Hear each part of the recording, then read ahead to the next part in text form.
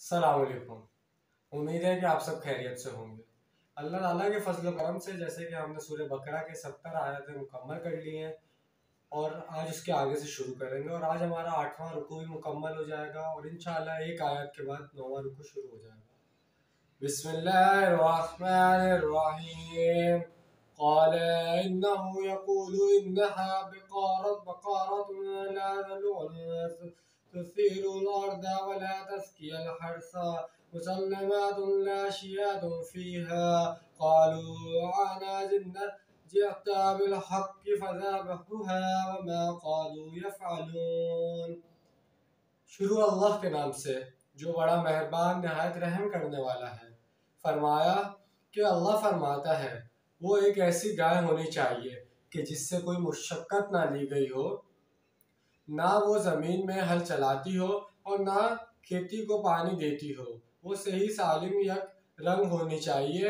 इन्होंने कहा अब आप लाए हैं ठीक बात। तब उन्होंने इसको ज़िबह किया और वो लगते ना थे कि ऐसा कर लेंगे, रंग का कोई दाग तक ना हो। अब तो आप अलैहिस्सलाम ने बात पूरी तरह वाज़ेह कर दी है।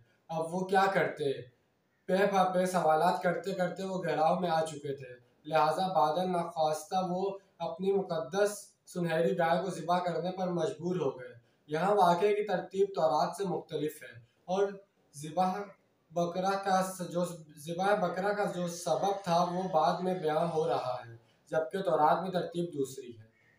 वइज़ क़तलतुम नफ़्सन फ़द्दारअतुम फ़ीहा वल्लाहु मुख़रिजुम मा कुन्तुम तक्तुमून। और याद करो जब तुमने एक शख्स को कत्ल कर दिया था और इसका इल्ज़ाम तुम एक दूसरे पर लगा रहे थे और अल्लाह को जाहिर करना था जो कुछ तुम छुपाते थे।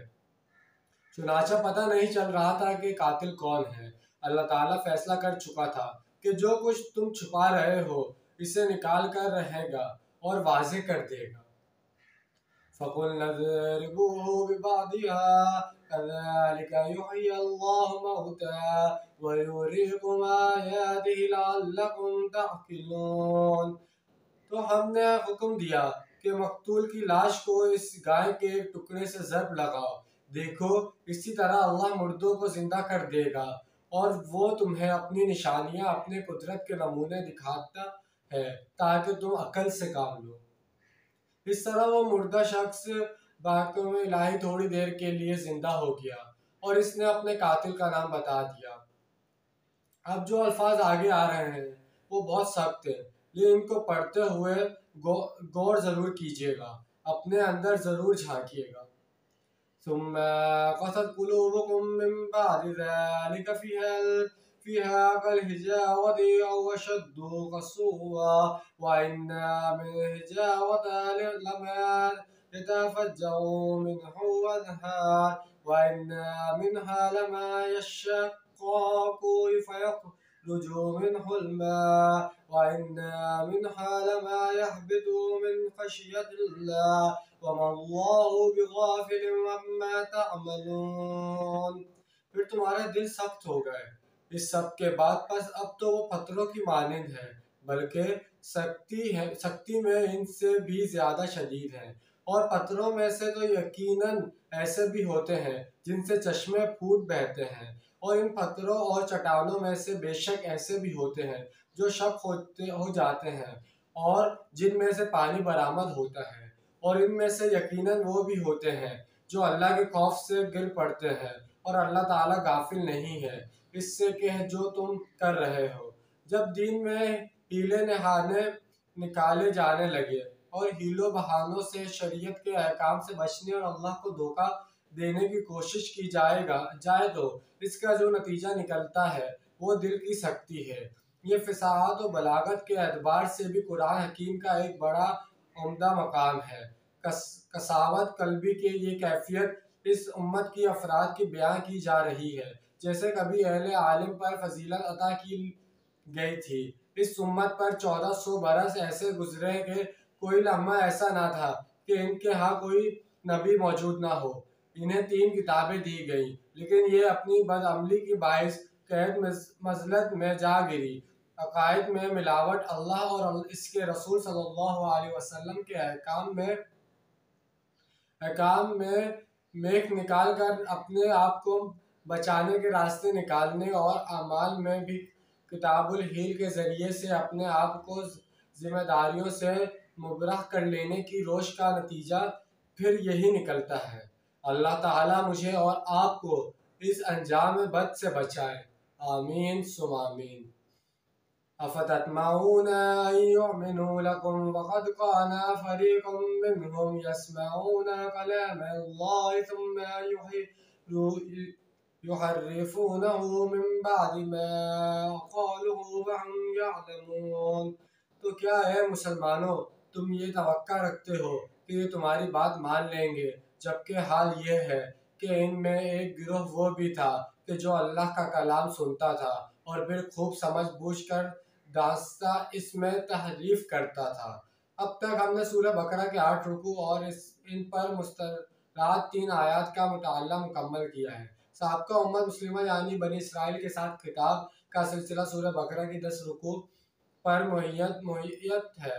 ये सिलसिला 5वें रुकू से शुरू हुआ था और 15वें रुकू के आगाज तक चलेगा। इस सिलसिला किताब के बारे में ये बात अच्छी तरह ज़हननशीं रखनी चाहिए कि इसमें पहला रुकू दावत पर मुश्तमिल है और बहुत फैसला कुन है, जबकि अगले रुकू से इसलूब कलाम तब्दील हो गया है और तहदीद और धमकी का अंदाज इख्तियार किया गया है। मैंने अर्ज़ किया था कि 5वें रुकू इस पूरे सिलसिले किताब में बामुलाहिज़ा फ़ातह बहुत अहम है।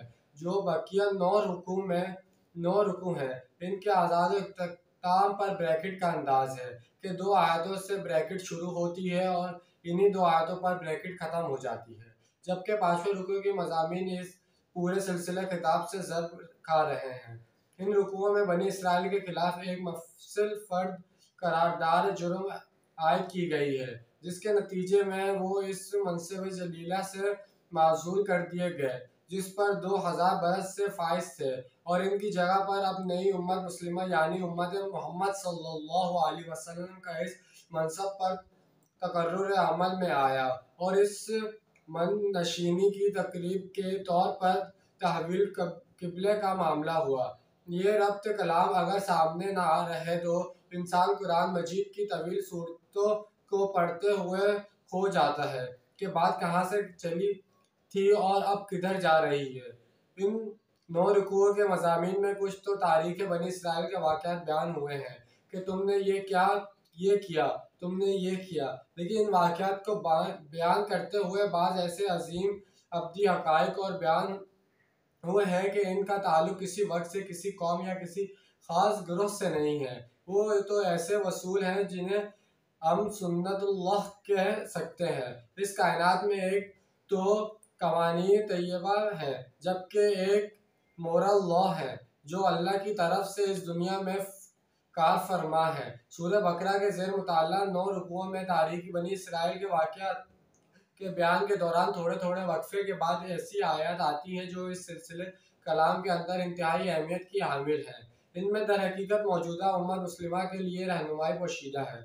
मिसाल के तौर पर इस सिलसिले किताब के दौरान आयत 21 में वार्द शुदा में ये अल्फाज याद कीजिए, तर्जुमा, और इन पर जिल्लत ख्वारी और मिताजी व कम हतमी थोप दी गई और वो अल्लाह का गज़ब लेकर लौटे। मालूम हुआ कि ऐसा हो सकता है कि एक मुसलमान उम्मत जिस पर अल्लाह के बड़े फजल हुए, ऐसे बड़े अनाम व कराम से नवाजा गया हो और फिर वो अपनी बेअमली या बेअमली के बायस अल्लाह ताला के गज़ब की मुस्तहिक हो जाए और जिल्ला को मस्कनत इस पर ठोक दी जाए। ये एक अब्दी हकीकत है जो इन अल्फाज में बयान हो गई। उम्मत मुस्लिमा के लिए ये एक लम्हा फ़िक्र ये है कि आज हम तो इस मकाम पर नहीं पहुँचेंगे।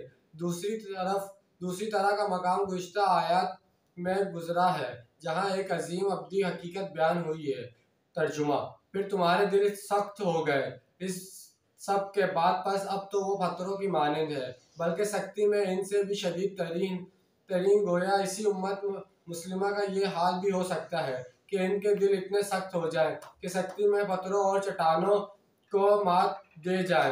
हालांकि वही उम्मत है जिसके बारे में फरमाया, तर्जुमा, बायस तफारत राय अज़ कजासत ताजबा कजा, अलबत्ता यहाँ एक बात वाज़ेह रखिए कि इस कसावत कल्बी में पूरी उम्मत मुब्तला नहीं हुआ करती, बल्कि इस कैफियत में उम्मत के कायद मुब्तला हो जाते हैं और उम्मत मुसलमान के कायदीन इसके उलमा होते हैं। तो जैसे कि आज ये सब हमने पढ़ा, जो कुछ इसमें पढ़ा गया सुना गया, अल्लाह ताला इस पर हमें अमल करने की तौफीक बताए। शुरू की जो आयत थी उसके अंदर वही जो हमारी पिछली आयतों का जिक्र चल रहा था, वही भैंस को मतलब जो ज़िबा करने वाला था तो वो चल रहा था। उसके फिर जो कुछ भी हुआ मतलब वो उसको फिर ज़िबा किया गया, उसका गोश्त जब रखा मुर्दा जिंदा हो गया और उसने अपने कातिल का नाम बता दिया। उसके बाद से फिर अगला रुकू शुरू हो जाता है, वही आयत है, उसके बाद से अगला रुकू शुरू हो जाता है हमारा। और उसके अंदर पहले अब शुरू में उसको मतलब उसकी एक्सप्लेनेशन की गई है उस रुकू की, उसमें क्या क्या आएगा। अब जैसे कि इसमें बताया गया कि लोगों के दिल इतने सख्त हो गए, पत्थर दिल लोग हो गए, दीन से फिर गए। हालांकि बनी इसराइल पर पहले इतनी किताबें हमसे आने वाले जो नबी थे सारे उसी 1400 साल के दौर में इतने नबी हाजिर हुए और उनके ऊपर किताबें नाजिल हुई जो उन कौमों को दी गई, लेकिन फिर भी उन्होंने उस पर अमल नहीं किया। फिर हज़रत मोहम्मद सल्लल्लाहु अलैहि वसल्लम जो हमारे आखिरी नबी हैं, फिर उनकी किताब नाजिल हुई जो हम कुरान पाक है, जिसका ज़िम्मा अल्लाह ताला ने खुद उठाया है। तो इस तरह करके आगे इनके वाक़यात आ रहे हैं, इंशाअल्लाह हम सब मिलकर सुनेंगे और इन पर अमल भी करेंगे जो हमारे लायक होगा। इंशाअल्लाह आज की वीडियो आपको पसंद आई होगी। मिलते हैं अगली वीडियो में। चैनल को सब्सक्राइब करना मत भूलिएगा। अल्लाह हाफिज़, फ़ी अमान अल्लाह।